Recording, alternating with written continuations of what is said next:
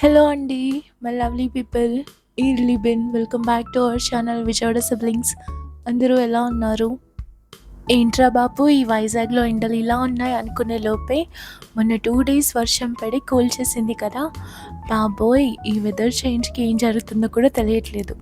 అయినా వెదర్ ఎలా ఉన్నా సరే ఐపీఎల్ మ్యాచ్లు మాత్రం చూస్తూ టెన్షన్లో చెమటలు పడడం మాత్రం కామన్ అయిపోయింది.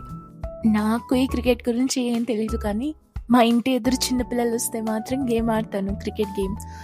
అండ్ ఈరోజు మన వ్లాగ్లో ఫుడ్ మాత్రమే కాదు, చాలా ముచ్చట్లు ఉన్నాయి.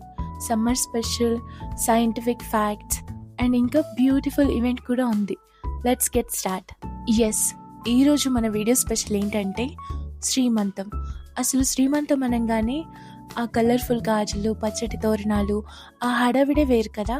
కానీ ఈ జనరేషన్లో ఒక డౌట్ రావచ్చు, ఓల్డ్ డేస్లో శ్రీమంతం ఎలా చేసేవారు తెలుసా?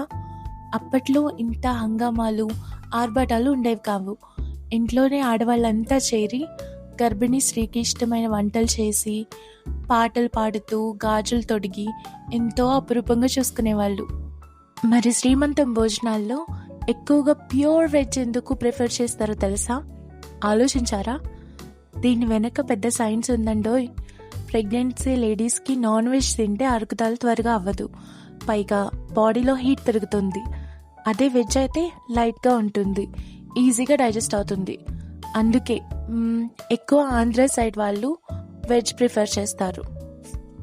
అలాగే మన బామ్మలు ఇంకో మాట చెప్తుంటారు, ఏంటో తెలుసా? నెలలు నిండిన ప్రెగ్నెన్సీ లేడీ రాత్రిపూట ఒంటరిగా పంపించకూడదు అని చెప్పి. దీని వెనక దయ్యాలు భూతాలు కారణం అనుకుంటున్నారా? నో. పూర్వకాలంలో రాత్రి వేళల్లో లైట్లు ఉండేవి కాదు. చీకట్లో పాములు, తేళ్ళు లాంటివి కుట్టే ప్రమాదం ఉంది. పైగా ఆ టైంలో డెలివరీ పెయిన్స్ ఎప్పుడొస్తాయో తెలియదు కదా. కాబట్టి సేఫ్టీ కోసం ఒంటరిగా పంపకూడదని రూల్ పెట్టారు. మనోళ్ళు దానికి కాస్త సెంటిమెంట్ యాడ్ చేస్తున్నారన్నమాట. అబ్బబ్బబ్బబ్బా, ముచ్చట్లు బాగానే ఉన్నాయి, కానీ ఎండలు చూస్తే మండిపోతున్నాయి. ఈ టైంలో బాడీని హైడ్రేట్గా ఉంచుకోవడానికి కొబ్బరి నీళ్ళు తాగుదామా అంటే అబ్బో, రేట్లు చూస్తే ఆకాశంలో ఉన్నాయండోయ్. ఒక్కో కొబ్బరి బొండం రేట్ చూస్తే గుండె జారి గల్లంటయిందే అనుకోవడమే.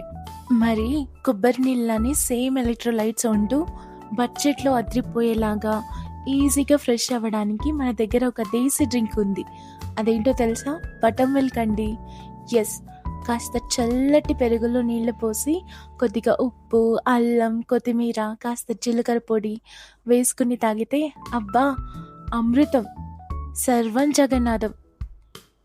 Instant energy, same electrolytes. ఇంకా అంత అమౌంట్ పెట్టి కొబ్బరి బొండం ఎవరు తాగుతాడరా అనుకోని అవసరం లేదు. సరే, ఇంకా ఫుడ్ ప్రిపేర్ అవుతూనే ఉంది, కానీ శ్రీమంతం మీద పాతకాలం నాటి ఒక చిన్న కథ చెప్తాం. ముచ్చటైన కథ. అనగనగా ఊరిలో జానకమ్మ అని ఒక ఆవిడ ఉండేది. ఆవిడ కోడలు సీత ప్రెగ్నెంట్ అయింది. జానకమ్మ ఊరంతా తిరిగి రకరకాల గాజులు సేకరించిందంట. ఎందుకో తెలుసా? ఆ రోజుల్లో స్కానింగ్లు లేవు. కోడలు నడుచుకుంటూ వస్తుంటే ఆ గాజుల సవ్వడిని బట్టి లోపల ఉన్న పాపాయి మూమెంట్ ఎలా ఉందో తెలుస్తుందట. ఆ సౌండ్కి ఆ బేబీ రెస్పాండ్ అవుతుందో లేదో తెలుసుకునేవాళ్ళు.